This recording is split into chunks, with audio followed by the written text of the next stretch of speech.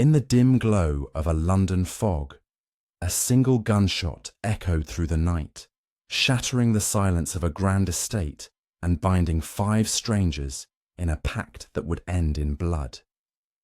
Welcome to the story of Hercule Poirot, where even the great detective wished the threads of fate hadn't led to such a deadly tangle. Grab a cup of tea, settle into your seat, and let yourself be pulled into this tale of mystery and betrayal.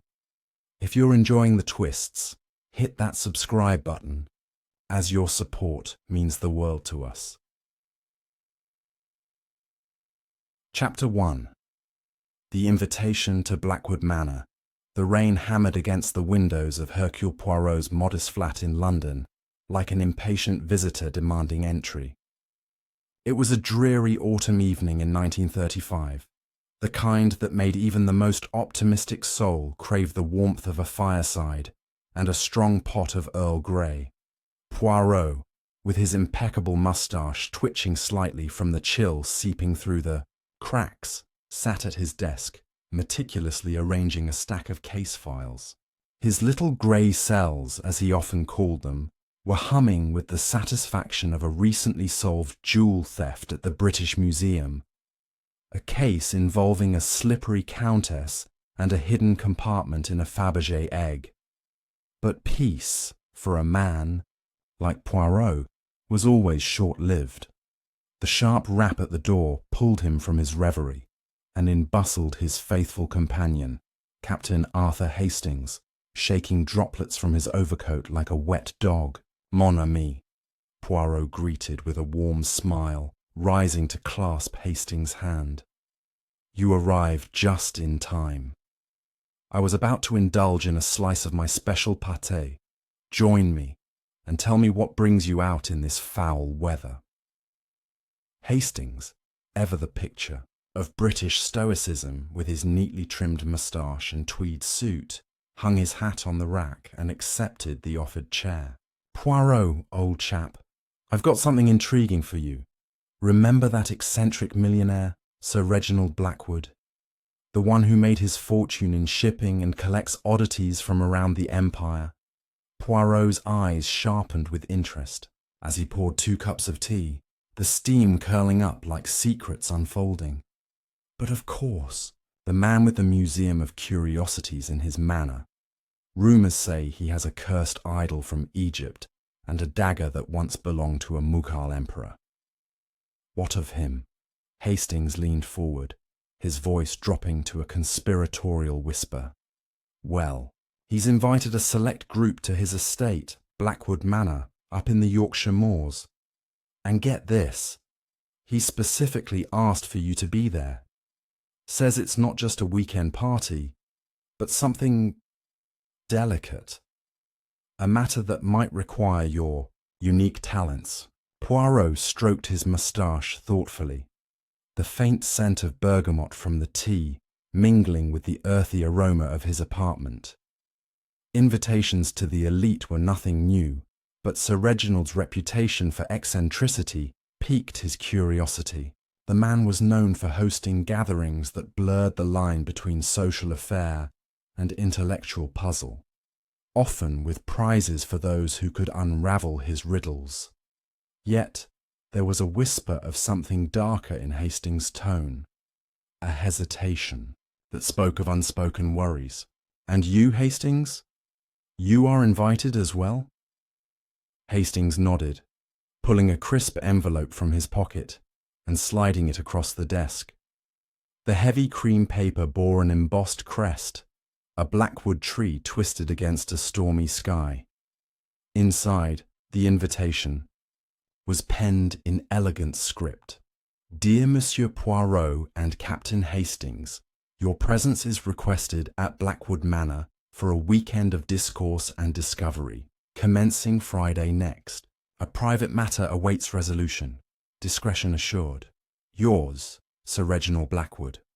Poirot examined the seal, noting the wax was unbroken and the ink fresh. "Intriguing, but why me, specifically? Sir Reginald has his own investigators, no?" "That's the thing," Hastings replied, sipping his tea with a slight grimace. Poirot's blend was always a touch too herbal for his taste. Word is, he's been receiving threats. Anonymous letters, strange occurrences at the manor.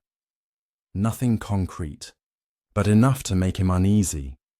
He mentioned in his note to my solicitor that he wants the little Belgian with the grey cells on hand, just in case. Poirot chuckled softly, but his mind was already whirring. Threats to a man of Sir Reginald's stature were commonplace. Jealous rivals, disgruntled employees, but the phrasing private matter suggested more than mere security. It hinted at a puzzle, perhaps a personal conundrum wrapped in the trappings of high society. He folded the invitation neatly and tucked it into his drawer. Very well, mon capitaine. We shall go. Pack your warmest woolens. The moors are no place for a man who fears a chill. The journey north by train was a monotonous clatter of wheels on tracks, broken only by the occasional burst of conversation between Poirot and Hastings. Poirot, ever the observer, noted the changing landscape, the orderly fields of the Midlands giving way to the wild, undulating hills of Yorkshire, shrouded in mist like a veil over hidden truths. Hastings filled the time with idle chatter about his recent travels in Argentina, but Poirot's thoughts drifted to Sir Reginald. The man had built an empire from nothing, starting as a cabin boy and rising through sheer cunning and a nose for opportunity. Blackwood Manor, perched on the edge of the moors, was his crowning achievement, a sprawling Gothic pile of stone turrets and ivy-cloaked walls, said to date back to the 17th century, with additions that screamed of Victorian opulence. As the train pulled into the small station at dusk, a sleek black motor car awaited them, its chauffeur tipping his cap with practised deference. Monsieur Poirot, Captain Hastings. Sir Reginald sends his compliments. The manor is but a short drive. The road wound upward through barren heaths, the headlights cutting through the gathering darkness like knives. Poirot gazed out at the desolate beauty, the heather-strewn hills, the twisted thorns of ancient trees, and felt a prickle of unease. The moors had a reputation for swallowing secrets, and in his line of work, secrets often led to sorrow. "This place," he murmured to Hastings, "it breathes of old ghosts. Let us hope Sir Reginald's matter is not one that stirs them." Blackwood Manor loomed into view as they crested the final hill, its windows aglow like watchful eyes. The driveway crunched under the tyres, lined with stone lanterns that flickered in the wind. The chauffeur opened the door, and a butler, tall, gaunt, with the bearing of a retired military man, greeted them at the entrance. "Gentlemen, welcome. Sir Reginald is in the drawing room with the other guests, if you'll follow me." The foyer was a cavern of polished oak and tapestries depicting hunts long past, the air heavy with the scent of beeswax and aged leather. Poirot's keen eyes took in the details. A coat of arms above the staircase, a vase of wilting roses on a side table, and the faint echo of laughter from deeper within. Hastings, less attuned to such subtleties, simply admired the grandeur. "Jolly. Impressive, eh? Makes my club in London look like a shed." They were led into the drawing room, a vast chamber dominated by a roaring fire in a marble hearth. Crystal decanters glittered on a sideboard, and heavy velvet curtains shut out the night. Sir Reginald Blackwood stood at the centre, a robust figure in his late 60s, with a mane of silver hair and a booming voice that filled the room. Poirot, at last, and Captain Hastings, delighted. "Come, join us. Sherry?" The other guests turned as one, their faces a mosaic of curiosity and polite reserve. There were 5 in total, excluding the host, a sharp-featured woman in emerald silk, her eyes like chips of ice. A young man with a nervous tic, fidgeting with his cufflinks. A portly gentleman nursing a cigar, his face flushed from the heat. An elegant lady in her 40s, her smile not quite reaching her eyes. And a scholarly type with wire-rimmed glasses, buried in a book even now. Sir Reginald made hasty introductions. Mrs. Eleanor Vance, widow of my late partner, Mr. Theodore Lang, my solicitor, Lady Beatrice Harlow, a dear friend from the opera circuit, Dr. Felix Morrow, our resident expert on antiquities, and young Mr. Julian Blackwood, my nephew and heir. Poirot bowed slightly, his gaze lingering on each face, cataloguing the subtle tells, the way Mrs. Vance's fingers tightened on her glass, the solicitor's averted eyes, the nephew's forced grin. Enchanté, mes amis. It is a pleasure to meet in such atmospheric surroundings. Sir Reginald clapped his hands, drawing all attention.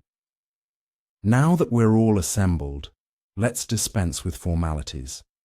This weekend is for relaxation, but also for a purpose. I've gathered you because each of you has a connection to a certain agreement from years past. Nothing sinister, I assure you. Just a bit of housekeeping.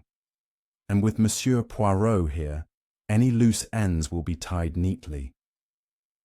The room fell into a charged silence, broken only by the crackle of the fire.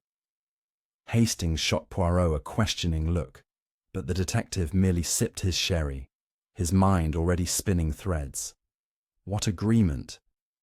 The guests exchanged glances, a ripple of tension, underscoring the host's jovial tone. Lady Beatrice cleared her throat delicately. Reginald, darling, must we discuss business tonight? The Moors are calling for ghost stories, not contracts. Sir Reginald laughed, but it rang hollow. Patience, my dear. All will be revealed over dinner. For now. Freshen up. Dinner at 8 sharp.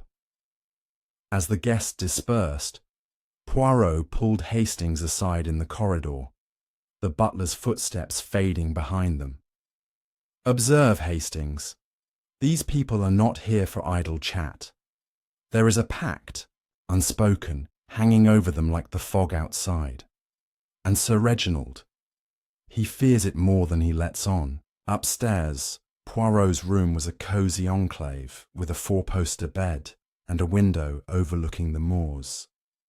He unpacked methodically, laying out his velvet smoking jacket and polishing his patent leather shoes. Hastings's room adjoined, and soon the captain knocked, entering with a puzzled frown. What do you make of it all, Poirot? That agreement sounds dodgy. Poirot seated himself by the window, watching the wind whip the trees. Dodgy? Perhaps. But let us not jump to conclusions.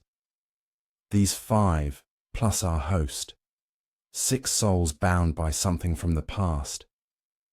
Mrs. Vance with her widow's weeds, the solicitor, guardian of secrets, the lady veiling her unease, the doctor hiding behind knowledge, the nephew eager yet anxious. It is a classic setup, mon ami, for a drama of the human heart. Dinner was served in the grand dining hall, a long table laden with silver and crystal under the watchful eyes of ancestral portraits.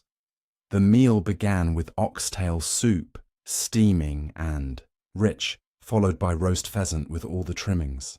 Conversation flowed like the wine, light topics of theatre and travel. But Poirot noted the undercurrents. Dr. Morrow expounded on a recent dig in Mesopotamia, his voice steady but his eyes darting to Sir Reginald. Julian Blackwood, the nephew, tried to steer talk to cricket, but his laughter was brittle. Mrs. Vance picked at her food, her gaze fixed on the flickering candles. Halfway through the main course, Sir Reginald raised his glass, To old friends and older promises, may this weekend honour them. The toast was echoed, but not with enthusiasm. As the sorbet was cleared, the host leaned back, his face grave.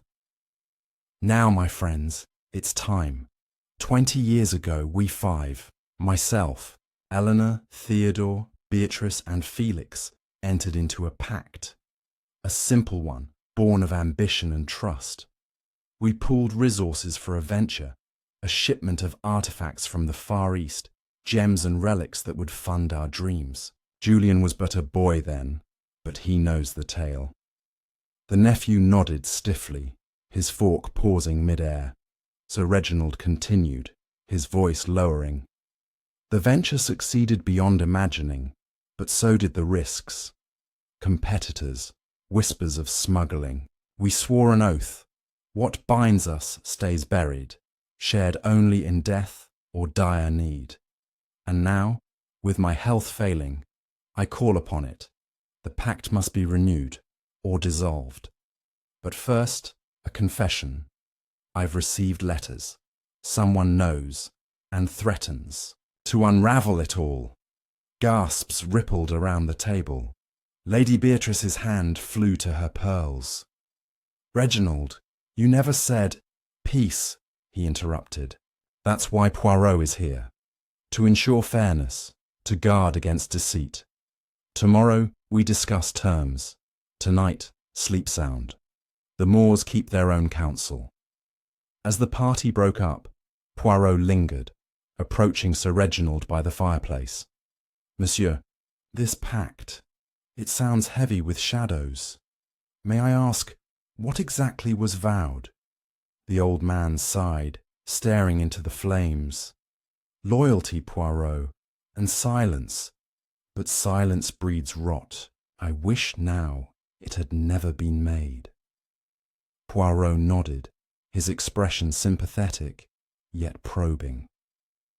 Wishes are the seeds of regret, but truth is the harvest. Bonne nuit, Sir Reginald. Retiring to his room, Poirot pondered the evening's revelations. The pact, a business deal turned solemn oath, laced with potential illegality. Artifacts from the Far East often skirted laws, and 20 years was time enough for grudges to fester. Who among the guests held a grudge? Or was the threat from outside? Hastings joined him for a nightcap, the two men settling into armchairs by the window. It's like one of your novels, Poirot, Hastings said, swirling his brandy. A locked room mystery waiting to happen. Non, mon ami, Poirot replied softly, his eyes on the stormy sky. This is real, and in reality, pacts like this do not dissolve easily. They cling like the mist on the moors. As the clock struck midnight, a distant howl pierced the night, perhaps a fox or something more ominous. Poirot extinguished his light, but sleep came slowly, his little grey cells already mapping the maze ahead. Little did he know, the deadly turn was just beginning, a single misstep away from tragedy. The next, morning dawned grey and unrelenting, the moors cloaked in a blanket of fog that muffled all sounds. Breakfast was a subdued affair in the morning room, with kippers and kedgeree going largely untouched. The guests milled about, exchanging wary glances over their newspapers. Poirot, dressed in his finest tweed suit, observed from the sidelines, noting how Mrs. Vance avoided Dr. Morrow's gaze and how the solicitor Lang kept checking his watch. Sir Reginald entered with purpose, clapping his hands. Good morning, all. Today we confront the pact head-on. Join me in the library after coffee. The library was a sanctum of dark wood shelves groaning under leather-bound tomes, the air thick with the must of forgotten knowledge. A long oak table dominated the centre, surrounded by high-backed chairs. As the group assembled, Poirot took a seat near the host, Hastings at his side. The fire crackled, casting dancing shadows that seemed to mock the tension. Sir Reginald unrolled a yellow document, its edges frayed. "This is it, the original pact, signed in blood for dramatic effect 20 years ago in Singapore. We vowed mutual aid, shared profits, and eternal secrecy. The artifacts? Mostly legal, but a few questionable pieces slipped through. We've all prospered. Eleanor's jewels, Theodore's firm, Beatrice's estates, Felix's museum wing, my manor expansions. Julian inherits it all, but only if the pact holds." Young Blackwood shifted uncomfortably. "Uncle, why drag this up now? The threats. Have you told the police?" "No police," Sir Reginald snapped. "That's the oath. We handle it ourselves. Now speak. Has anyone received similar letters?" Silence, then a hesitant nod from Lady Beatrice. "One, last month, demanding a share of the true treasure. I burned it." Dr. Morrow adjusted his glasses. "Two for me. Same veiled threats. I thought it a hoax." Mrs. Vance's voice was steady but cold. "Mine came with a photograph. One of us in Singapore, mid-deal. It's real." The solicitor cleared his throat. "I've had calls. Anonymous. Tracing to nowhere. But Poirot, you're the expert. What do we do?" Poirot steepled his fingers, his voice calm amid the rising panic.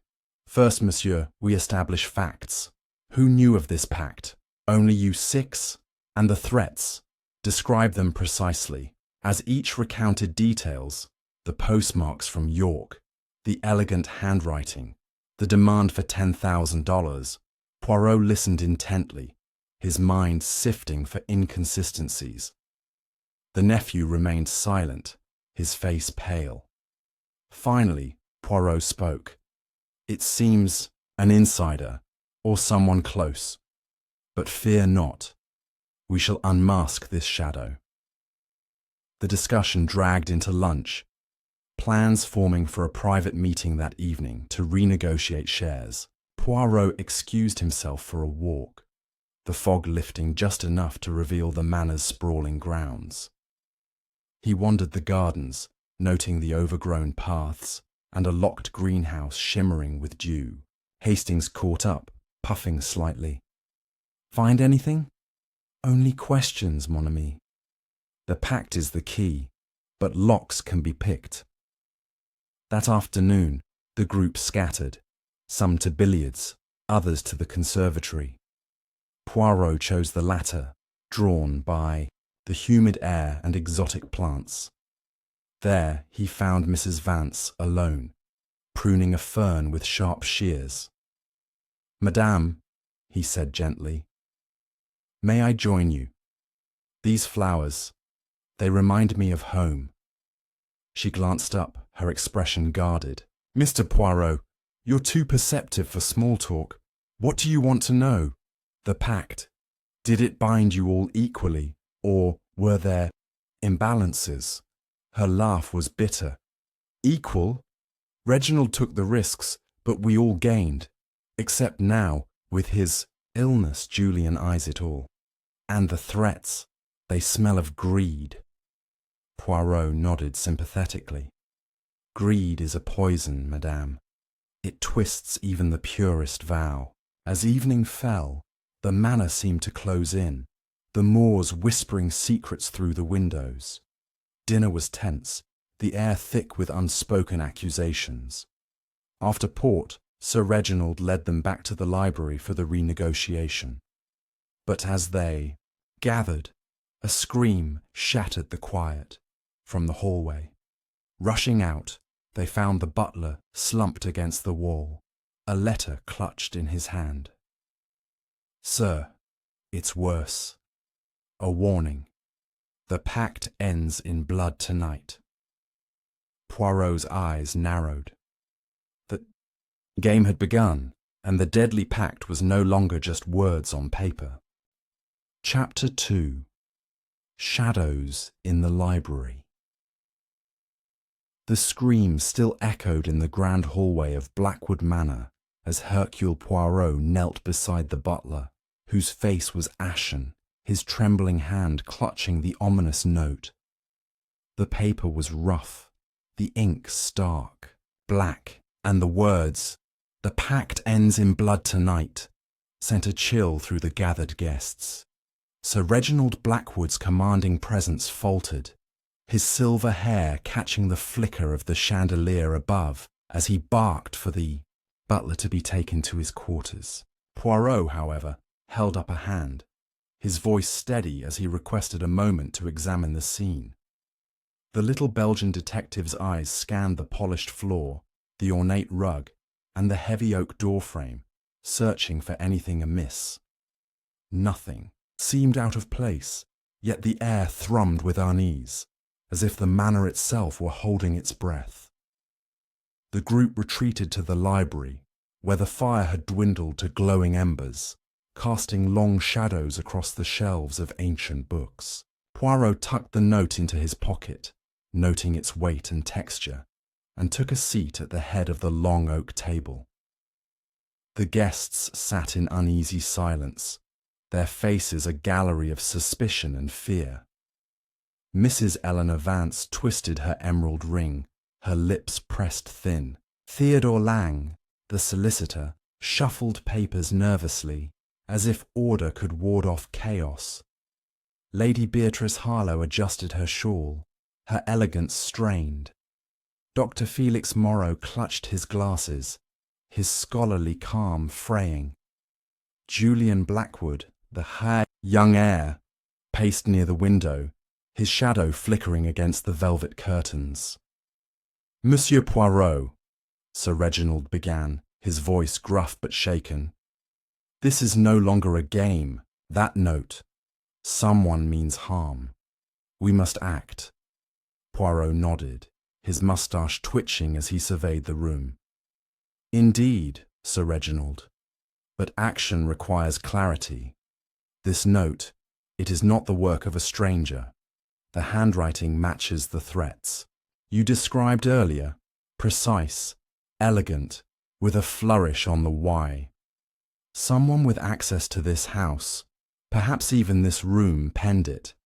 Let us proceed with caution, but also with purpose. Tell me, who else resides here or visits often, sir?" Reginald hesitated, then gestured to the butler's absence. "Only the staff. Jenkins, the butler, Mrs. Poole, the housekeeper, a few maids and the groundskeeper.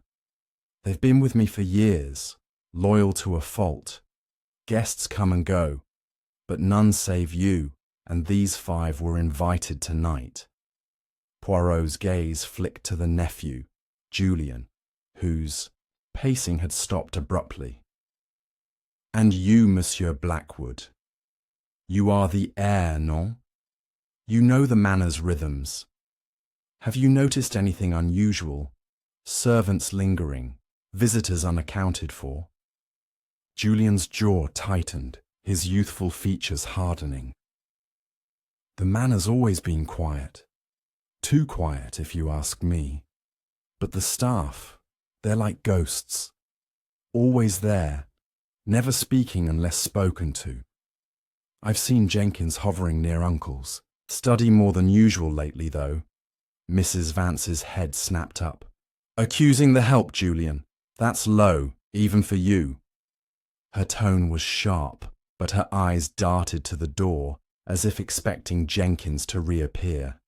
"Enough," Sir Reginald cut in, slamming a hand on the table. "We're not here to bicker. Poirot, what do you propose?" The detective leaned forward, his voice calm but commanding. "We must search the manor, discreetly."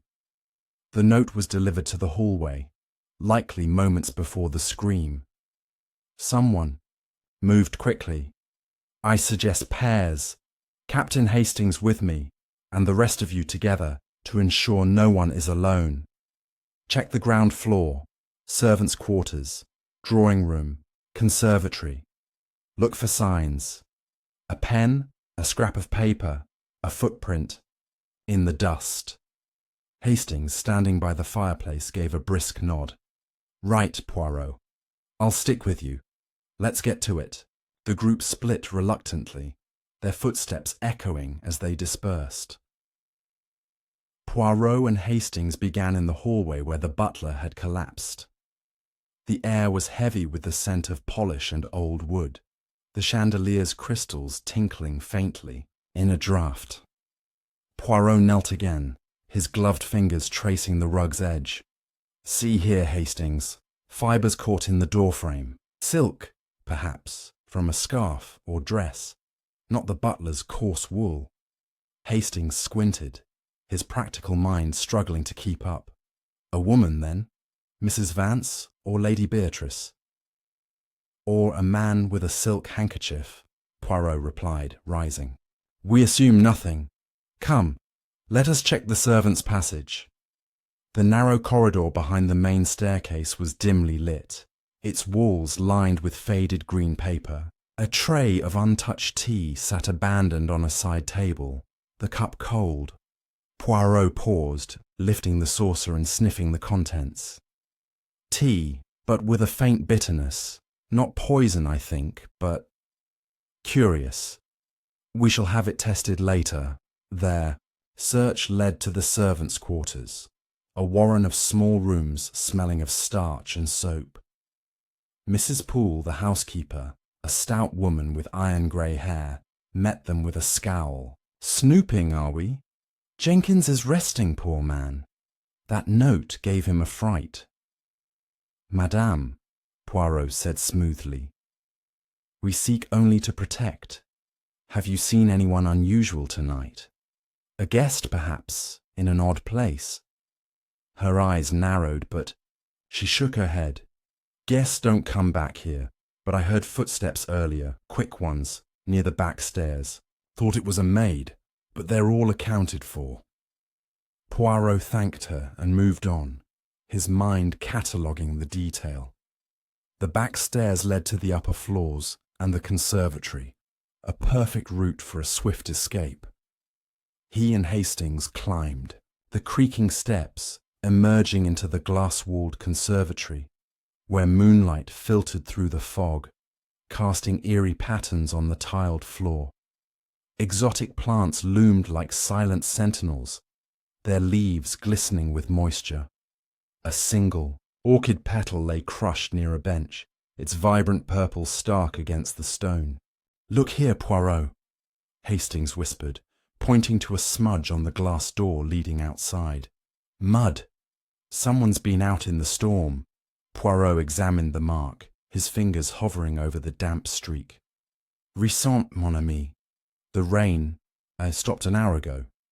This suggests our note writer ventured outside. Or someone else did. They returned to the library, where the others had gathered, their faces a mix of frustration and unease. Dr. Morrow spoke first, his voice clipped. Nothing in the drawing room, just cigar ash and spilled sherry. Lady Beatrice smoothed her skirt. The billiard room was empty, but I found a window ajar. Odd for such a cold night. Mrs. Vance crossed her arms. The dining hall's untouched, save for the servants clearing plates. Theodore? The solicitor adjusted his tie. I checked the study. Papers were out of order on Sir Reginald's desk. Nothing obvious, but it felt tampered. Sir Reginald's face darkened. My study? Damn it, that's private. Poirot, this is getting out of hand. Poirot raised a hand, his tone soothing yet firm. Patience, Sir Reginald. Each clue builds the picture. A silk fibre, a bit of tea, a muddy smudge, an open window, a disturbed desk. Small threads, but they weave a tapestry. I propose we retire for now, but lock your doors. Hastings and I will keep watch tonight. The group dispersed, their footsteps heavy with dread. Poirot and Hastings took up positions in the upstairs hall, where a single lamp cast a weak glow. Hastings leaned against the wall, his revolver tucked discreetly in his pocket. "Think it's one of them, Poirot? Or an outsider? Sneaking in?" Poirot's eyes gleamed in the dim light. "The heart of this lies within, mon ami. The pact binds them, but fear loosens tongues. Someone knows more than they say." As midnight approached, the manor settled into an uneasy quiet, broken only by the distant moan of the wind. Poirot sat in an armchair, his notebook open, sketching a diagram of names and connections. The pact, he mused, was like a spider's web, beautifully intricate, but deadly when disturbed. He jotted down the guests' names, drawing lines to Sir Reginald, then adding the staff. Jenkins, the butler, had seen the note first. Mrs. Poole heard footsteps. The groundskeeper, unseen tonight, warranted investigation. A soft creak broke his thoughts. Hastings tensed, hand on his revolver, but Poirot signalled for silence. The sound came from the staircase, a deliberate, cautious step. Poirot rose, moving like a cat, and peered over the banister. A shadow moved below, too fleeting to identify, heading toward the library. He gestured to Hastings, and they descended, their shoes silent on the thick carpet. The library door was ajar, a sliver of moonlight spilling through. Inside, a figure stood by the table, rifling through the Pact's document. Poirot flicked on his pocket torch, pinning the intruder in. Its beam. It was Julian Blackwood, his face pale, a letter opener in one hand and the Pact in the other. "Monsieur Blackwood," Poirot said softly, "you seek answers in the dark. Care to share them?" Julian froze, his eyes wide. I couldn't sleep. I just wanted to see it. The Pact. Uncle's been so secretive, and I'm his heir. I have a right." Hastings stepped forward, his voice stern. "A right to sneak about? That's no excuse, lad." Poirot studied Julian's trembling hands, the letter opener glinting. "What did you hope to find? A clause, perhaps, that threatens your inheritance?" Julian shook his head, dropping the opener. "No, I got a note too. Slipped under my door tonight. It said, 'The heir pays first.' I thought the Pact might explain why." Poirot's expression softened, but his mind raced. Another note targeting the nephew.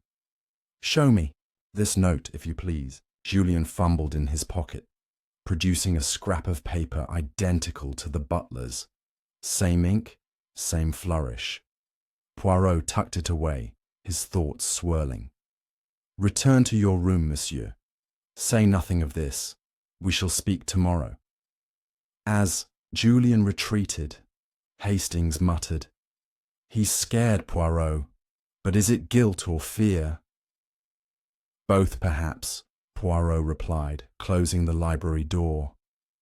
"The web tightens, Hastings. Someone weaves these threats to unravel the Pact, or to ensure its silence forever."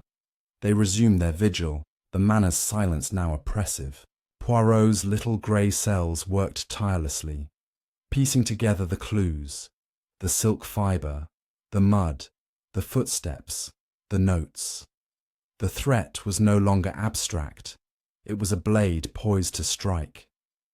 As dawn crept over the moors, painting the sky, in streaks of grey, a distant thud echoed from the east wing, a sound like a body hitting the floor. Poirot and Hastings exchanged a glance, their hearts pounding. The deadly Pact had claimed its first move. Chapter 3. The body in the east wing. The thud from the east wing reverberated through Blackwood Manor, a dull, sickening sound that seemed to shake the very stones of the old house. Hercule Poirot and Captain Hastings were already on their feet, their vigil in the upstairs hall interrupted by the ominous noise. The dim lamp flickered as they hurried toward the source, their footsteps muffled on the thick carpet but urgent. The manor was a labyrinth of corridors, and the east wing, home to the guest bedrooms, was shrouded in pre-dawn gloom, the fog outside pressing against the windows like a living thing. Poirot's sharp eyes caught a faint glint on the floor, a brass button, torn from a garment, lying near a corner. He pocketed it without a word, his mind already racing with possibilities. They reached the east wing's main corridor, where a heavy oak door stood slightly ajar, leading to a guest suite. The air was colder here, carrying a faint metallic tang that made Hastings's stomach lurch. Poirot pushed the door open, revealing a scene that froze them both. Dr. Felix Morrow lay sprawled on the Persian rug, his wire-rimmed glasses askew, a dark stain spreading across his waistcoat. A small pistol rested inches from his outstretched hand, its barrel still warm. The room was in disarray, papers strewn across a writing desk, a chair overturned, and a window cracked open, letting in a chill draught that rustled the curtains. Hastings knelt beside the body, his face pale. Good Lord, Poirot. He's gone. Shot by the look of it. Suicide or... Poirot's gaze swept the room, methodical and unyielding. Non, mon ami. Observe, the angle of the wound, high on the chest, suggests a struggle. And the pistol. It is a lady's model, small, ornate, not the sort a scholar like Dr. Morrow would carry. He examined the desk, noting a spilled inkpot and a half-written letter, its words smudged but legible. I cannot keep silent any longer. The sentence trailed off, as if interrupted. Poirot folded the paper carefully, his expression grim. Footsteps echoed behind them, and Sir Reginald burst in, his robe hastily tied, followed by Mrs. Vance and Lady Beatrice. The host's face drained of colour at the sight. Felix, my God, what's happened? His voice cracked, betraying a rare vulnerability. Mrs. Vance clutched her shawl, her eyes wide but dry. He was fine at dinner. Who could have done this?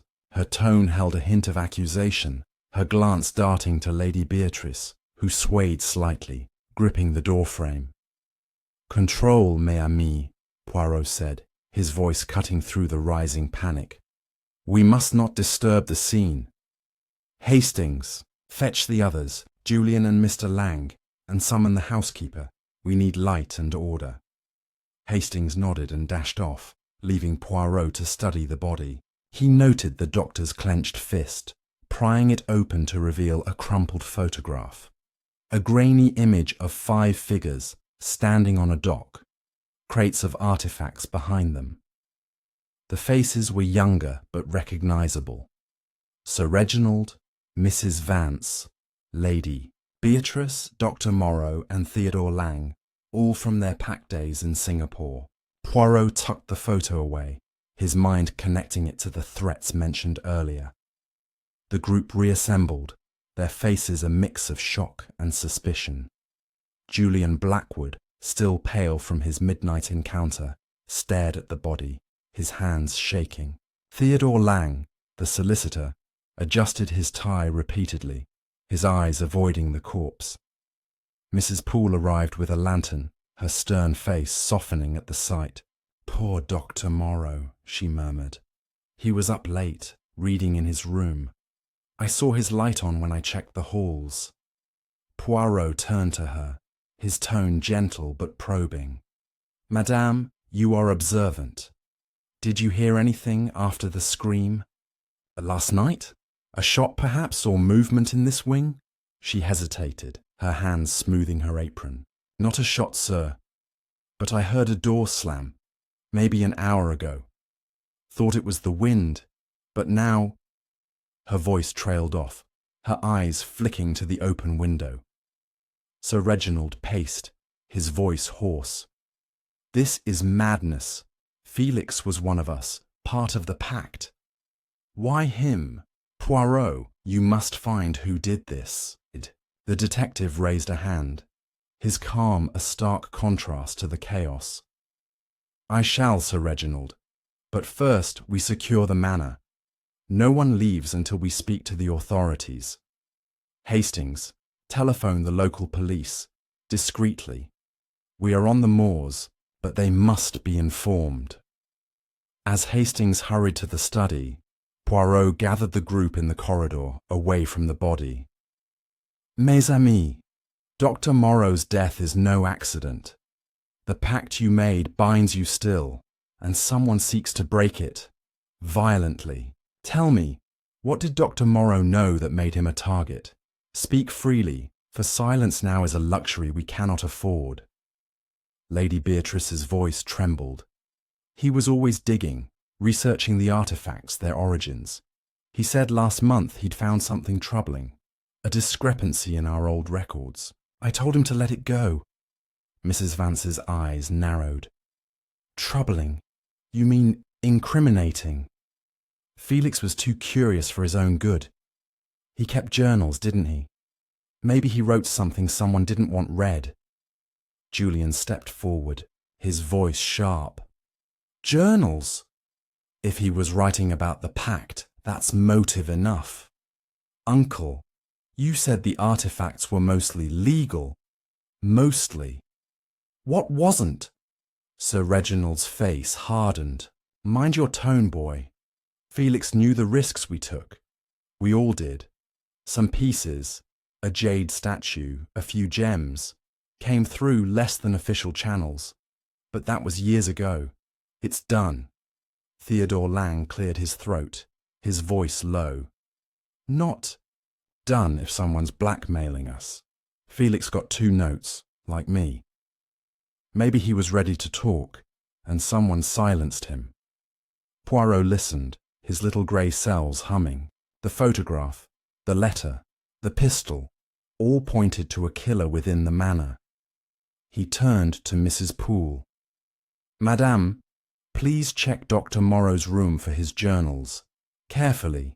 No pages must be lost." As the housekeeper left, Poirot addressed the group. "We return to the library. I must examine these notes further, and we must wait for the police. Stay together. No one wanders alone." The library felt colder now, the fire long dead. Poirot spread the threatening notes on the table, comparing their handwriting to the smudged letter from Moreau's room. The flourish on the Y was identical, but the pressure of the pen varied, suggesting haste or emotion. He then examined the brass button, its intricate design matching the staff uniforms, but not Jenkins, whose buttons were silver.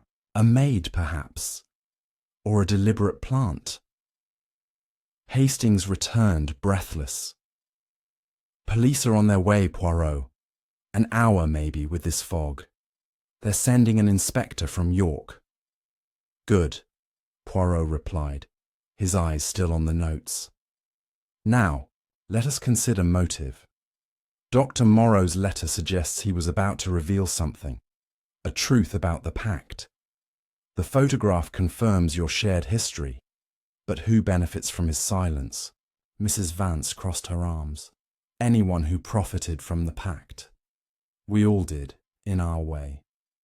Felix's death protects that." Lady Beatrice shook her head. "Or someone outside, someone who knows too much. Those threats, they mentioned the true treasure." "What if it's not just money?" Julian's voice was bitter. "The true treasure is this manor, isn't it? My inheritance. Maybe someone wants it all." Sir Reginald slammed his fist on the table. "Enough, Julian! You're not helping. Poirot, what next?" The detective folded his hands, his voice measured. "We wait, but we watch. The killer is bold, striking under our noses. They will strike again unless we unravel this web. Tell me, who else knew of the Pact's details? A partner? A confidant? Silence fell, heavy as the fog outside. Finally, Theodore Lang spoke, his voice barely audible. There was one other, a broker in Singapore, Mr. Chen. He facilitated the deal, but swore secrecy. We paid him well to disappear. Poirot's eyes gleamed. And did he? Disappear, I mean. Sir Reginald nodded. Last I heard, he retired to Hong Kong. But that was years ago. The housekeeper returned, her face grim, holding a leather-bound journal. Dr. Morrow, sir, found it hidden under his mattress. Some pages are torn out. Poirot took the journal, flipping through it. Entries detailed the Pact's artifacts, dates, descriptions, and a chilling note. The jade statue is cursed. Its provenance is a lie. I must tell Reginald. The torn pages suggested someone had acted to suppress this truth. As the group digested this, a distant rumble announced the police's arrival. Poirot closed the journal, his mind racing. The killer was close, their motives tangled in greed, fear, or revenge. The brass button, the photograph, the torn pages, all were threads in a tightening noose. The library clock struck 6, its chimes a grim reminder of time slipping away. Poirot glanced at Hastings. Mon ami, the game accelerates. We must move quickly, or the next body may be ours. Chapter 4. The Inspector's Arrival. The rumble of tyres on the gravel drive announced the police's arrival just as the first rays of dawn pierced the fog cloaking Blackwood Manor. Hercule Poirot stood by the library window, his sharp eyes tracking the black police van as it emerged from the mist, its headlights cutting through the grey like a beacon. The air in the library was thick with tension. The guests huddled around the oak table, their faces drawn from lack of sleep and the weight of Dr. Morrow's death. The journal, with its cryptic note about the cursed jade statue, lay closed in Poirot's hands, its secrets burning in his mind. Captain Hastings, stationed near the door, shifted restlessly, his revolver a reassuring weight in his pocket. The manor's heavy front door creaked open, and the butler, Jenkins, still pale from his earlier fright, ushered in a stout man in a tweed overcoat. Inspector Clarence Reed from York was a no-nonsense figure, his ruddy face framed by a bristling moustache, his eyes keen despite the early hour. He carried a battered notebook, already open, and a constable trailed behind, lugging a camera and evidence kit. Sir Reginald rose to greet him, his usual authority tempered by grief. Inspector, thank you for coming. It's a grim business. Reed nodded curtly, his gaze sweeping the room. Sir Reginald, my condolences. I've been briefed. Dr. Felix Morrow, shot, found in the East Wing. Monsieur Poirot, I presume. His eyes locked on the detective, a mix of respect and wariness in his tone. Enchanté, Inspector, Poirot replied, bowing slightly. I am at your service, though I suspect our goals align, to find the truth in this tangle of shadows, the inspector grunted, turning to the group. Right then, I'll need statements from everyone, starting with who found the body. But first, let's see the scene. He gestured for Poirot and Hastings to lead the way, the constable and Sir Reginald following, while the others remained under Jenkins' watchful eye. In the East Wing, Dr. Morrow's body lay untouched. The blood now congealed into a dark pool. Reed crouched beside it, his gloved hands careful as he examined the pistol. Small caliber pearl handle. Odd choice for a man like Morrow. You said no suicide, Poirot? Non, Poirot affirmed, pointing to the wound's angle. The shot was fired from a distance, and the struggle is evident. See the overturned chair, the scattered papers. Dr. Morrow was not alone. The constable photographed the scene, the flash stark against the dim room. Reed studied the half-written letter Poirot handed over, his brow furrowing at the words, "I cannot keep silent any longer." Sounds like he was about to spill something big. Any idea what? Poirot produced the crumpled photograph from Morrow's fist, showing the 5 Pact members on the Singapore dock. This, Inspector, ties to an old agreement, a pact from 20 years ago involving artifacts and shared profits. Dr. Morrow's research into one item, a jade statue, may have stirred trouble. Reed's eyes narrowed. Smuggling, eh? Not uncommon with rich folk and their trinkets. Right, we'll bag this lot. Pistol, letter, photo. Now back to the library. I want everyone's movements last night. The group reconvened, the air heavy with unspoken accusations. Reed took charge, his voice clipped as he questioned each guest. Mrs. Eleanor Vance claimed she'd retired early, reading in her room, but her nervous fidgeting with her ring betrayed unease. Theodore Lang, the solicitor, said he'd been in the billiard room alone, practicing shots. A weak alibi, given the lack of witnesses. Lady Beatrice Harlow admitted to wandering the conservatory, drawn by the moonlight, but insisted she'd seen no one. Julian Blackwood, still shaken from his midnight encounter, said he'd stayed in his room after Poirot caught him in the library, though his eyes darted away when pressed. Sir Reginald, last to speak, leaned heavily on the table. I was in my study, going over accounts. Heard nothing until the scream, then the thud this morning. Felix was a friend, Inspector. This cuts deep.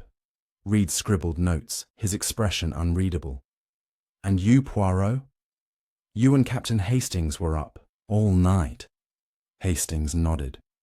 We kept watch in the upstairs hall after the butler's scare. Heard a creak around midnight, caught young Julian sneaking about, but nothing else until the thud. Poirot added, the clues, Inspector, are subtle but telling. A brass button from a staff uniform, not Jenkins, a smudge of mud in the conservatory, a bitter tea in the servants' passage. And now, this journal, with its missing pages and talk of a cursed statue. Reed flipped through the journal, pausing at the note about the jade statue. Cursed, you say? Sounds like a motive. Greed, fear of exposure. I'll need to see this statue. Sir Reginald? The host hesitated, his face tightening. It's in the vault, downstairs. I'll show you later. It's just a trinket, nothing more. Poirot's moustache twitched, sensing evasion. A trinket that cost a man his life, perhaps. Inspector, may I suggest we interview the staff next? The button suggests their involvement, or someone wishes us to think so. Reed agreed, and Mrs. Poole was summoned, along with 2 maids and the groundskeeper, a wiry man named Tompkins who smelled faintly of earth and tobacco. The housekeeper repeated her story of hearing a door slam, adding that she'd locked the servants' quarters after her rounds. The maids, young and nervous, claimed they'd been asleep, their rooms shared and accounted for. Tompkins, however, shifted uneasily. His cap twisted in his hands. I was in the shed till late, tending tools. Didn't come inside till after midnight. Saw a light in the east wing. Thought it was the doctor working. Poirot's eyes gleamed. A light, you say? From which window? Tompkins pointed vaguely. Second from the left, sir. Flickered, like someone moving about. The inspector dismissed the staff, turning to Poirot. You've got a nose for this, haven't you? All right. I'll check the vault with Sir Reginald. You and Hastings, keep poking around, but don't touch anything else. As Reed and Sir Reginald headed to the basement, Poirot led Hastings to the conservatory, drawn by the earlier mud smudge. The glass door was now locked, but a faint scratch mark marred the frame, suggesting forced entry. Poirot knelt, examining the tiles. "See here, Hastings, more mud, and a tiny shard of glass. Someone broke in, perhaps, or staged it to look so." Hastings frowned. "An outsider, then. But how'd they know about the pact?" Poirot rose, brushing his trousers. "The pact is the heart, mon ami. Dr. Moreau's death was no random act. It was to silence his discovery. The statue, the notes, the photograph, they point to a secret worth killing for." They returned to the library, where the guests sat in strained silence. Poirot addressed them, his voice calm but piercing. "Mes amis, the truth draws near. Dr. Moreau died because he knew too much. Who among you feared his words? Or is there another, unseen, pulling these strings?" Mrs. Vance's voice was sharp. "You're accusing us, Poirot. We're victims too. Those notes targeted us all." Lady Beatrice nodded. "She's right. Felix's death hurts us, not helps. Someone else is out there, watching." Julian clenched his fists. "Maybe it's Chen, the broker. He knew everything. What if he's back?" Theodore Lang shook his head. "Chen's long gone. This is closer. Someone in this house." The library door swung open and Reed returned with Sir Reginald, both grim-faced. The inspector held a small velvet pouch. "The vault's secure, but this was out of place. Found it behind a crate. It's empty, but smells of old stone." "Mean anything?" Sir Reginald's eyes widened. "That held the jade statue. It's gone." A collective gasp rippled through the room. Poirot's mind raced. The statue, the supposed curse, now missing. Was it stolen to hide its origins, or to fuel the blackmail? He turned to Reed. "Inspector, we must search the manor again, thoroughly. The statue is key." Reed nodded. "Agreed. Everyone stays here. Constable, guard the door. Poirot, you're with me." As they prepared to search, a faint clatter came from the hallway, a tray dropping, followed by a muffled cry. Hastings rushed out, Poirot close behind, to find Jenkins slumped against the wall, a fresh note in his hand. "One down, more to follow." The butler's eyes were wide with fear. "It was under the tray, sir. I swear, I didn't see who left it." Poirot took the note, its handwriting a perfect match to the others. The killer was moving faster, their boldness growing. The manor's walls seemed to close in, each shadow a potential threat. "Mon ami," Poirot whispered to Hastings. "The noose tightens, but the hand that holds it is near." Chapter 5. The search for the jade statue. The latest note, "One down, more to follow," clutched in Jenkins' trembling hand, sent a shiver through Blackwood Manor's library. Hercule Poirot's eyes narrowed as he handed the paper to Inspector Reed, who scowled, his moustache bristling. The fog outside had thickened, trapping the manor in a grey cocoon, and the air inside felt charged with dread. The missing jade statue, tied to the Pact's darkest secrets, had become the key to unravelling Dr. Moreau's murder. Poirot, with Captain Hastings at his side, joined Reed in organising a thorough search, determined to find the artefact before. The killer struck again. Reed barked orders, his voice sharp. "No one leaves this room except Poirot, Hastings, and my constable. Sir Reginald, you'll guide us to likely hiding spots. The rest of you, sit tight." The guests, Mrs. Vance, Lady Beatrice, Theodore Lang, and Julian Blackwood, exchanged wary glances but complied, their chairs scraping against the polished floor. Sir Reginald led the search party to the basement vault, a stone-walled chamber lit by flickering bulbs. Crates of artifacts lined the walls, but the velvet pouch's empty slot confirmed the statue's absence. Poirot's gaze darted to a dusty corner where a faint scuff mark marred the floor. Inspector, this mark, fresh, as if something heavy was dragged. The statue, perhaps. Reed nodded, his constable prying open nearby crates. Nothing but pottery and trinkets emerged. Hastings, poking through a shelf, found a hidden panel, but it revealed only cobwebs. Blast it, Poirot, it's like chasing a ghost. Next they swept the ground floor, starting in the conservatory. The scratch on the glass door's frame caught Poirot's eye again, and he noticed a faint green smudge, jade dust perhaps, caught in the wood. Someone handled the statue here, he murmured, pocketing a sample. The dining hall and study yielded nothing, though a locked drawer in Sir Reginald's desk piqued Poirot's interest. Later, he whispered to Hastings. Upstairs, the guest rooms were searched methodically. In Lady Beatrice's room, a silk scarf bore a tiny tear, matching the fibre Poirot found earlier. She blushed, claiming it caught on a rosebush, but her eyes flickered with unease. Julian's room held a crumpled map of the manor, with the vault circled, a clue or a red herring.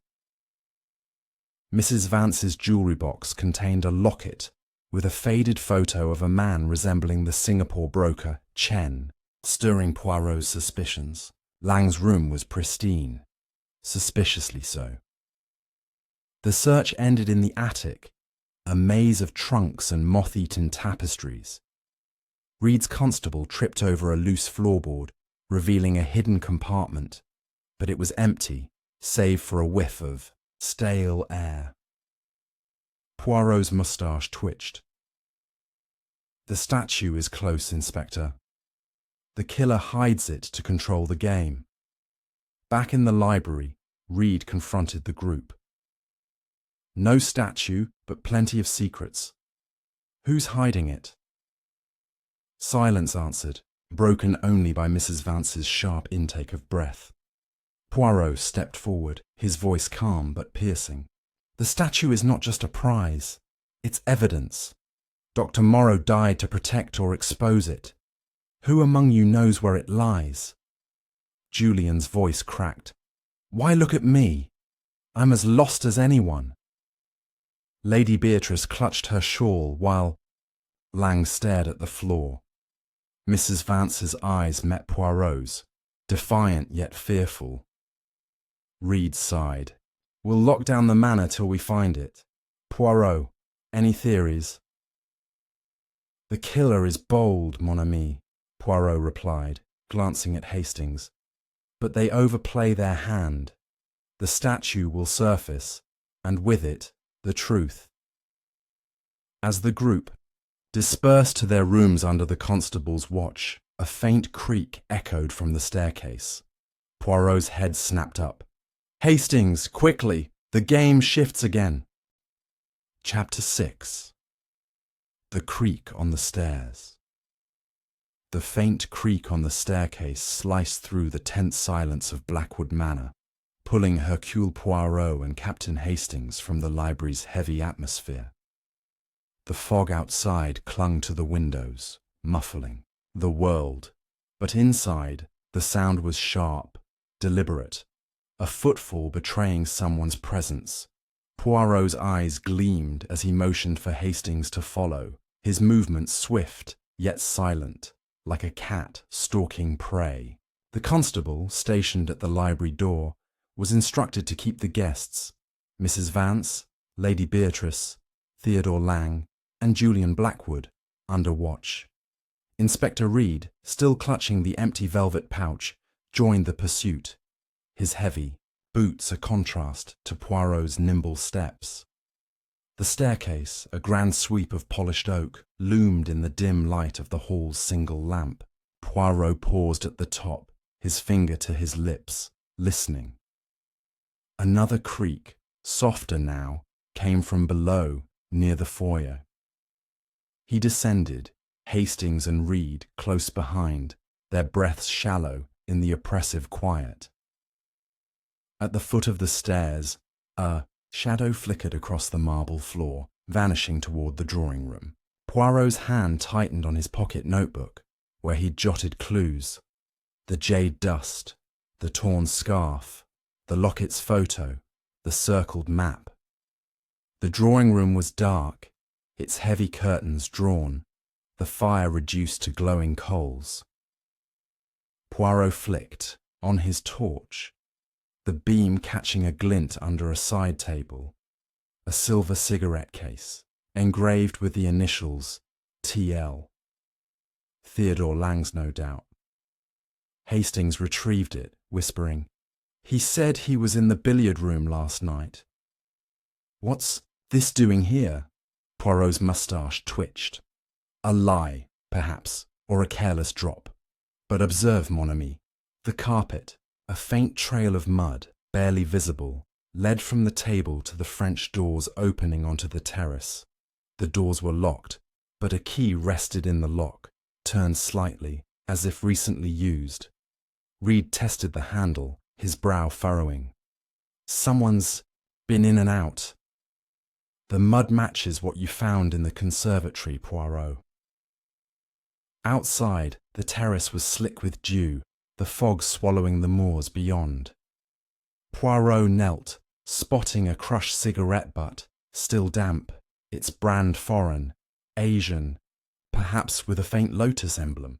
"Curious," he murmured, pocketing it. "This is not English. Our killer, or their accomplice, has exotic tastes." They returned to the foyer, where Jenkins, the butler, hovered nervously, his face still pale from his earlier scare. "Sir, I heard nothing, I swear. I was checking the silver in the pantry." His voice wavered, and Poirot noted a slight tremor in his hands, unusual for a man so composed. "Jenkins," Poirot said gently, "you are loyal, but observant. Did anyone pass through the foyer this morning, perhaps carrying something heavy?" The butler hesitated, then nodded. "Mrs. Vance, sir. She came down early, said she needed air, carried a shawl, bundled tight, like it held something." Reed's eyes narrowed. "Bundled, eh? Right, back to the library. We need to talk to her." The guests were restless when they returned, their faces a mix of defiance and fear. Mrs. Vance stood as Poirot entered, her emerald ring glinting as she clutched her shawl, now loose, not bundled. "What now, Monsieur Poirot? More accusations?" Her voice was sharp, but her eyes darted to the cigarette case in Hastings' hand. "Madame," Poirot said, his tone calm but probing, "you were seen in the foyer this morning, carrying a shawl that appeared heavy. Perhaps you carried the jade statue." Her face paled, but she straightened. "Nonsense. I was cold, nothing more. My shawl held no statue." She unfurled it, revealing nothing but silk, though Poirot noted a faint green smudge on the fabric. Jade, dust, like that on the conservatory door. Reed held up the cigarette case. "This yours, Mr. Lang. Found in the drawing room, not the billiard room where you claim to be." Lang's face flushed, his fingers fumbling with his tie. I must have dropped it earlier. I was there yesterday afternoon, not last night. A mistake." Poirot's gaze shifted to Julian, who sat rigid, his eyes on the floor. "And you, Monsieur Blackwood, your map with the vault circled. Did you search for the statue last night, after our encounter?" Julian's head snapped up. "I told you I just wanted to understand the Pact. That map's old, from when I explored the manor as a boy. Lady Beatrice interjected, her voice soft but strained. Enough, all of you. We're tearing each other apart. The statue's gone. Felix is dead. Someone outside must be doing this. Sir Reginald, silent until now, slammed his fist on the table. No outsider could know this much. It's one of us, or the staff. Poirot, what's your next move? The detective folded his hands, his voice steady. We follow the clues, Sir Reginald. The cigarette case, the mud, the jade dust. They point to movement within the manor. I propose a test. Each of you write a sample for me to compare with the threatening notes. A simple phrase, nothing more. Reed nodded, passing out paper and pens. As the guests wrote, Poirot watched their hands. Mrs. Vance's steady, Lang's shaky, Beatrice's elegant, Julian's hurried. He collected the samples, his eyes scanning for the telltale flourish on the OI. None matched perfectly, but Lang's script came closest, the pressure uneven, as if nervous. As Reed bagged the samples, a maid burst in, her face white. Sir, the greenhouse, it's open, and there's something inside. Poirot and Hastings followed Reed to the greenhouse, a glass structure half hidden by ivy. The lock was broken, the door ajar. Inside, among ferns and orchids, lay a small wooden box, its lid carved with a lotus design matching the cigarette butt. Poirot opened it cautiously, revealing a folded cloth, but no statue. Instead, a note, in the same elegant script. The truth lies in the shadows. Find it, or another falls. Reed cursed under his breath. They're taunting us, Poirot. This is a game to them. Non, Inspector, Poirot replied, his eyes gleaming. A game, yes, but one they cannot win. The statue is near, and the killer grows careless. They returned to the library, the note clutched in Poirot's hand. The guests' faces were a mask of dread, the air thick with suspicion. Hastings leaned close, whispering, Who's next, Poirot? This feels like a countdown. The detective's gaze swept the room. The killer is among us, mon ami, and their mask slips. We must watch and wait for the next move. Chapter 7. The Locked Drawer. The latest note, with its chilling warning. The truth lies in the shadows. Find it, or another falls. Weighed heavily on Hercule Poirot as he stood in Blackwood Manor's library, the fog outside still pressing against the windows like a silent conspirator. The discovery of the empty box in the greenhouse had tightened the web of suspicion, and the lotus-carved lid, matching the cigarette butt's emblem, hinted at a connection to the Pact's origins in Singapore. Poirot's little grey cells hummed, piecing together the jade dust, the torn scarf, and now this new taunt. Captain Hastings, beside him, clenched his fists, his eyes scanning the guests, Mrs. Vance, Lady Beatrice, Theodore Lang, and Julian. Blackwood, who sat in uneasy silence under Inspector Reed's stern gaze. Poirot's attention shifted to Sir Reginald, whose haggard face betrayed sleeplessness and fear. Sir Reginald, Poirot said, his voice calm but firm, your study. The locked drawer Captain Hastings noted during our search. It intrigues me. May we examine it now? Secrets, like shadows, hide in locked places. Sir Reginald hesitated, his hands gripping the table's edge.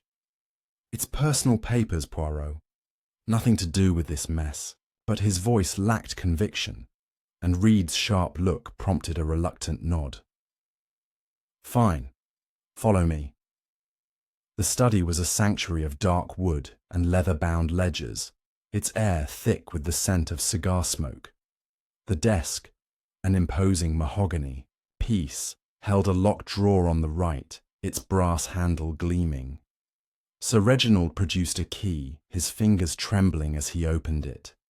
Inside were letters, a ledger, and a small velvet pouch, not unlike the one from the vault, but this one held a single green shard, unmistakably jade. Reed's eyes narrowed. Another piece of that statue. You said it was in the vault, Sir Reginald. The host's face flushed. I don't know how this got here. I swear I haven't touched the statue in years. His voice cracked, and Poirot noted the sweat beading on his brow. Hastings leaned closer, whispering, He's hiding something, Poirot. That shard's no accident. Poirot examined the shard, its surface etched with faint symbols, characters, perhaps Chinese. This is no mere fragment, Inspector. It is a clue, deliberately placed or overlooked. Sir Reginald, who has access to this desk? Only me, he replied too quickly, and Jenkins for cleaning, but he's loyal. Poirot's moustache twitched. Loyalty is a fine thing, but it bends under pressure. Let us see the letters. He sifted through the papers, finding a bundle tied with twine. One, postmarked Singapore, was dated 3 months prior. Its script matched the threatening notes. The Jade's curse lives. Pay, or it claims you all. The signature was a single character, Chen, the broker's name. Mrs. Vance, who had followed with the others, gasped. Chen? He's behind this? But he vanished. Lady Beatrice's voice was sharp. Or someone's using his name. That letter's too convenient. Left for us to find. Julian's eyes darted to the shard. Uncle, you knew about this. Why hide it? Sir Reginald slumped into a chair. I thought it was a prank. Chen's long gone. I didn't want to stir panic. Reed bagged the shard and letter, his voice gruff. Panic's here, all right. Poirot, what's your read? The detective paced, his hands clasped behind his back. The shard links to the statue, the letter to the threats. Someone wants us to believe Chen is the shadow, or they use his name to mask their own. The drawer was locked, yet the shard appeared. Someone with access is playing a dangerous game. They returned to the library, the guests' faces a mix of dread and defiance. Poirot held up the letter for all to see. Mes amis, this points to Singapore, to your pact. Who among you has contacted Chen recently, or received word from him? Silence answered, broken by Theodore Lang's nervous cough. I haven't, but Felix, Dr. Morrow, mentioned corresponding with a collector in Hong Kong last year. Could have been Chen. Lady Beatrice nodded slowly. Felix was obsessed with the statue's origins. He said it was stolen, not bought. Maybe he reached out to Chen to confirm it. Mrs. Vance's eyes flashed. And got himself killed for it. Whoever took the statue wants its secret buried. Poirot's gaze lingered on each face, searching for a telltale flinch. The secret is not buried yet, madame. The killer leaves. Clues. Jade dust, lotus symbols, notes. They are bold, but not invisible. Reed interrupted, his notebook open. Right, we're searching the staff quarters next. That brass button you found, Poirot. It's not Jenkins. Could be a maid's, or a plant. The staff quarters were sparse, smelling of soap and starch. The maid's shared room held little but neatly made beds, and a sewing kit, with no brass buttons matching Poirot's find. Jenkins' room was equally bare, though a hidden flask of whiskey under his pillow raised Poirot's eyebrow. The groundskeeper, Tompkins, had a cluttered space, with tools and a stack of foreign cigarette packets, Lotus branded, like the butt from the terrace. Tompkins, Poirot said, holding up the packet. These are rare. Where do you get them? The groundskeeper shifted, his cap low. A mate in London, sir. Sends them now and then. I don't ask questions. Reed snorted. We'll be asking plenty. You're not off the hook. As they returned to the library, a scream pierced the air.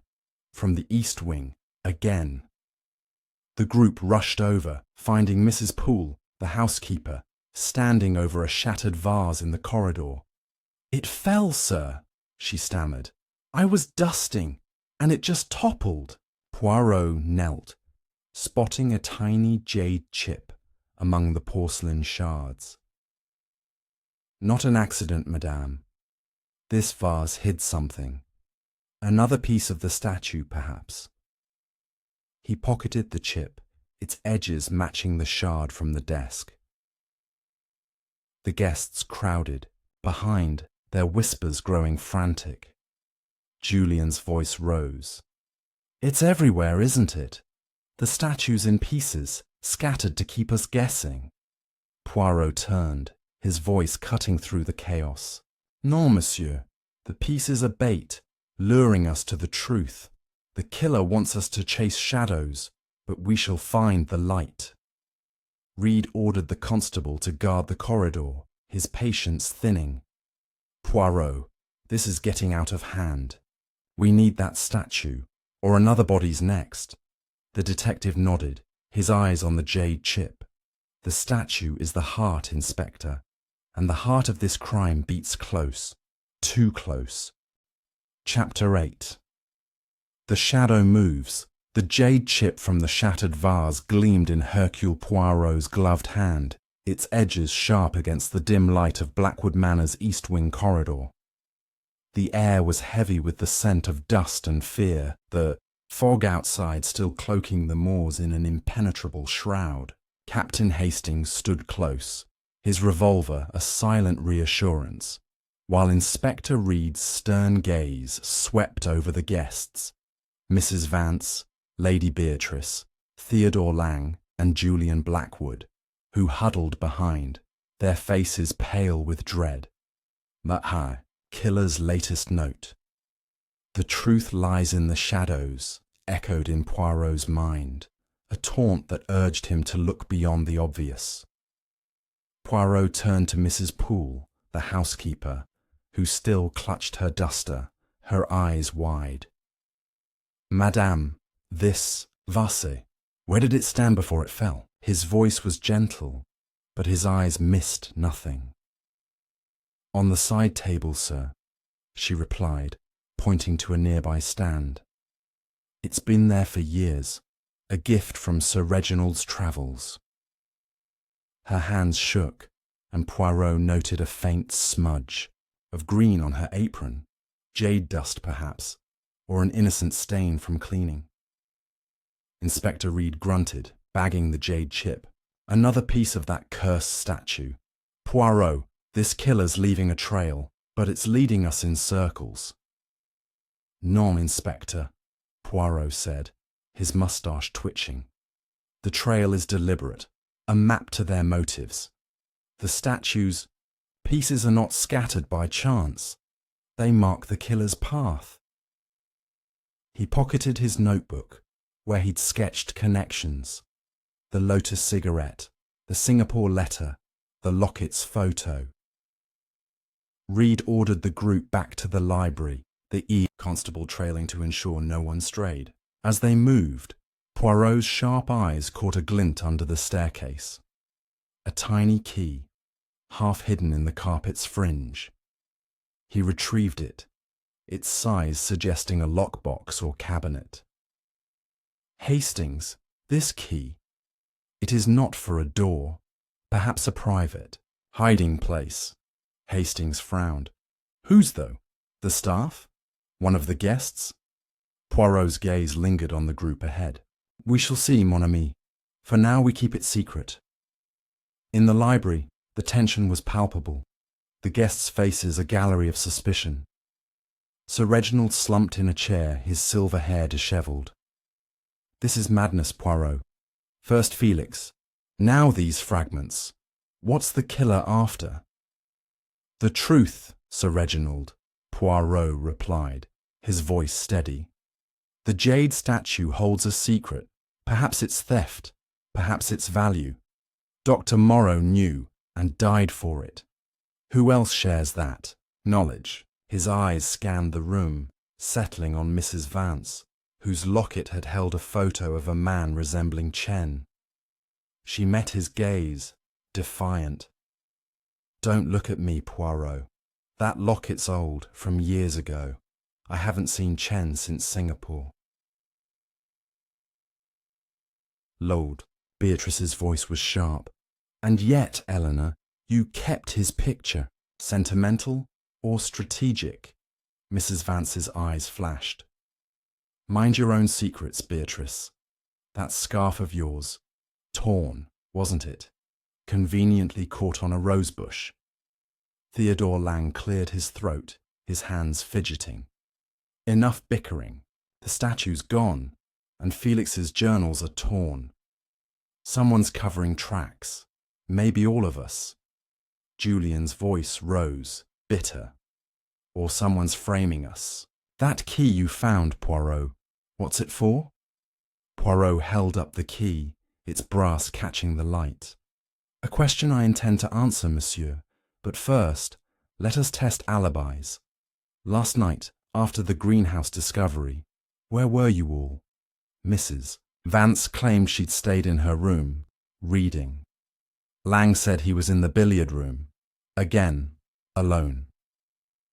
Lady Beatrice admitted to pacing the conservatory, unable to sleep. Julian insisted he'd locked his door after the library incident. Sir Reginald, silent until now, said he'd been in his study, reviewing old letters. Reed snorted. None of you have witnesses.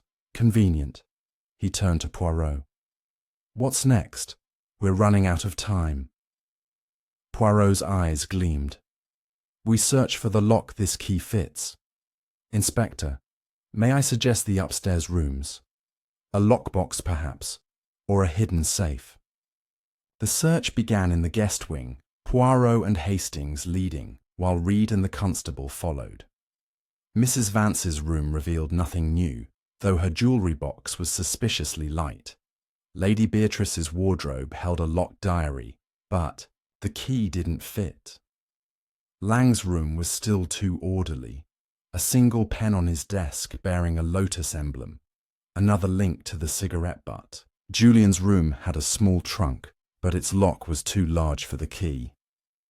In Sir Reginald's suite, a mahogany cabinet stood against the wall, its lock a perfect match. Poirot inserted the key, the click loud in the tense silence. Inside was a bundle of letters, all in the same elegant script as the threats, addressed to Sir Reginald. One read, "The statue's curse is real. Return it or all pay." No signature, but a faint lotus stamp marked the corner. Reed's face darkened. More threats hidden here. Sir Reginald, you've got explaining to do. The host's shoulders sagged. I kept them private, hoping to handle it myself. I thought it was Chen, stirring old grudges.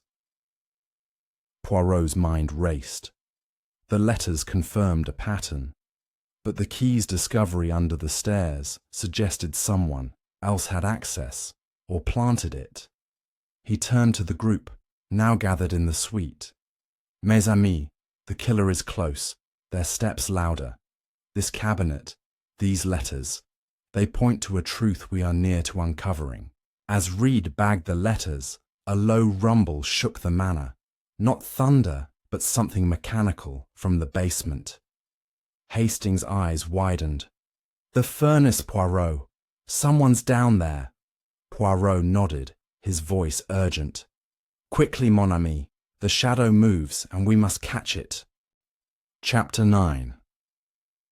The furnace's secret. The low rumble from the basement sent a jolt through Blackwood Manor, its echo reverberating in the tense silence of Sir Reginald's suite. Hercule Poirot's eyes sharpened, his hand tightening around the bundle of threatening letters as he turned to Captain Hastings. The fog outside still clung to the manor, but the mechanical groan below suggested a new move in the killer's game. Inspector Reed, gripping the bagged evidence, barked at the constable to stay with the guests, Mrs. Vance, Lady Beatrice, Theodore Lang, and Julian Blackwood, whose faces were etched with fear. Poirot, Hastings, and Reed rushed toward the basement stairs, the air growing colder and damper with each step. The basement was a cavern of stone and shadow, lit by a single flickering bulb. The furnace, a hulking iron beast, hissed and clanked, its door slightly ajar. A faint smell of burning paper mingled with the musty dampness. Poirot approached cautiously, his torch illuminating a pile of ash inside the furnace's maw. Among the cinders glinted a fragment of jade, its green surface scorched but unmistakable. "Mon Dieu," Poirot murmured, retrieving it with a handkerchief. Another piece of the statue, deliberately burned. Hastings peered over his shoulder. "They're destroying it, Poirot, covering their tracks."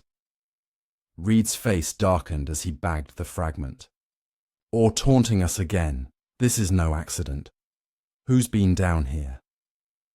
Poirot's gaze swept the room, landing on a narrow door leading to the groundskeeper's shed. A faint footprint, caked with mud and ash, marked the threshold. "Inspector, this door, it connects to the outside. Our killer moves freely, perhaps with help." He noted a smudged lotus emblem on the door frame, matching the cigarette butt and the box from the greenhouse. They followed the passage to the shed, where tools and sacks of soil cluttered the space. A crate in the corner was ajar, revealing a bundle of cloth. Poirot unwrapped it, finding a leather pouch, but no statue, only a single page torn from a journal, its edges charred. The text, in Dr. Morrow's hand, read, "The jade statue was taken from a temple, its curse a warning. Chen knew, and so do I." The page trembled in Poirot's hand, its words a direct link to the murder. Reed cursed. Morrow was onto something big. This Chen, he's the key, or someone wants us to think so. Poirot's moustache twitched. "Non, Inspector. The statue is the key, its pieces a trail. The killer burns evidence, but they cannot erase the truth." He pocketed the page, his mind racing through connections. The lotus symbols, the jade fragments, the Singapore letter. Back in the library, the guests were restless, their eyes darting, as Reed held up the scorched jade. "Found this in the furnace. Someone's destroying the statue. Who's been in the basement?" Mrs. Vance's voice was sharp. "Not me. I've been here, under your watch." Lady Beatrice clutched her shawl. "The staff, they have access. Tompkins is always out there poking around." Theodore Lang's hands shook. "Or it's one of us, framing the groundskeeper. Those lotus cigarettes, he's got stacks of them." Julian's face paled. "You're all pointing fingers, but what if it's Chen? He could have slipped in through the fog." Sir Reginald's voice was hoarse. "Enough! Poirot, what does this mean?" The detective stepped forward, his voice calm but piercing. "It means the killer is desperate, mes amis. They burn the statue to hide its origins, but each fragment reveals them. The journal page confirms Dr. Morrow's discovery. A stolen relic, a curse, a secret worth killing for." Reed ordered a lockdown of the basement, posting the constable at the stairs. "We'll search every inch of this manor again. Poirot, you're with me. Hastings, keep an eye on this lot." As Reed and Poirot prepared to move, a sharp crack echoed from the conservatory, like glass shattering. Hastings tensed, his revolver ready. Poirot, that's no accident. The detective's eyes gleamed. Non, mon ami. The killer strikes again, and we are close, too close. Chapter 10. The Truth Unveiled. The sharp crack of shattering glass from the conservatory sent Hercule Poirot, Captain Hastings, and Inspector Reed racing through Blackwood Manor's fog-choked halls. The air was thick with tension, the weight of Dr. Moreau's murder and the scattered jade fragments pressing on every mind. The guests, Mrs. Vance, Lady Beatrice, Theodore Lang, and Julian Blackwood, followed under the constable's watch, their faces a mix of fear and suspicion. Poirot's little grey cells worked furiously, weaving together the clues, the lotus symbols, the threatening notes, the jade shards, and the journal page's revelation of a stolen temple relic. The conservatory's glass door hung open, a pane shattered, shards glinting on the tiled floor. Amid the ferns, a small wooden chest lay toppled, its lid cracked. Inside, wrapped in cloth, was the jade statue, intact, its carved dragon eyes gleaming with menace. A final note, in the familiar elegant script, was pinned beneath. The curse claims all who betray.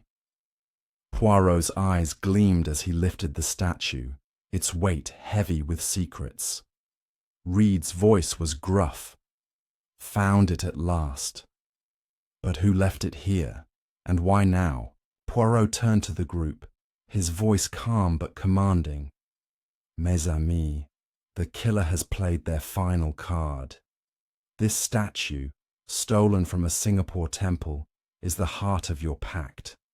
A relic smuggled for profit, its curse a warning you ignored. Dr. Moreau sought to expose this truth and died for it. The killer, desperate to silence him, scattered fragments to mislead us, but the truth lies in the shadows no longer. He held up the note, then the journal page, the cigarette butt, and the locket from Mrs. Vance's room. These clues point to one among us, someone with access, motive, and cunning. The lotus symbols, the Singapore letter, the jade dust, all led to a single hand.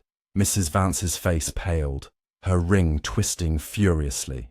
You can't mean me, Poirot. I kept Chen's photo for sentiment, nothing more. Lady Beatrice's voice trembled. It's not me. My scarf was torn by accident. Theodore Lang's hands shook, his tie askew. I'm no killer. I just handled the contracts. Julian's eyes darted to his uncle. It's got to be an outsider, Chen, or someone he sent. Sir Reginald, silent until now, stood rigid. Poirot, enough. Name the killer. The detective's gaze settled on the housekeeper, Mrs. Poole, who stood quietly at the edge of the group, her apron smudged with jade dust. Madame Poole, you have been the shadow. The vase you accidentally broke held a jade chip. Your apron bears the same dust as the conservatory door. The key under the stairs, dropped in haste, fits a lockbox in your room, where I suspect we will find the pen that wrote these notes. The housekeeper's face hardened, her composure cracking. You've no proof, Poirot. Poirot produced the tiny key, holding it aloft. This key, found where you passed, opens a truth you hid. You were in Singapore, were you not? A servant to the group, trusted but unseen, privy to their secrets. Reed's eyes widened. Mrs. Poole. A servant. In Singapore? Poirot nodded. She was young, unnoticed, but she remembered. When Dr. Moreau began digging, she acted, not for greed, but revenge. The temple was her family's, its relic sacred. She used Chen's name, the lotus symbols, to stoke fear, planting notes and fragments to unravel the pact. Mrs. Poole's eyes blazed. They stole it. My grandfather died protecting that statue, and they profited while my family suffered. Felix wanted to confess, but they'd never let him. I had to make them pay. Hastings gasped. You shot Morrow, and the notes, she sneered. The pistol was Beatrice's, taken from her room. The notes were easy. I've watched them for years, knew their fears. I broke the statue, scattered it to torment them. Reed signalled the constable, who seized Mrs. Poole's arms. You're under arrest, madam, for murder and blackmail. Sir Reginald's voice was hollow. All this for a statue. Poirot's gaze softened. Non, Sir Reginald, for honour, twisted by pain. The pact bound you, in greed, but her vengeance broke it. As Mrs. Poole was led away, the guests stood stunned, the statue's dragon eyes glinting in the torchlight. Poirot turned to Hastings. Mon ami, the truth is found, but the cost is heavy. The curse was not in the jade, but in the hearts that coveted it. The fog began to lift, sunlight piercing the manor's gloom. The case was closed, but Blackwood Manor would never forget its deadly pact.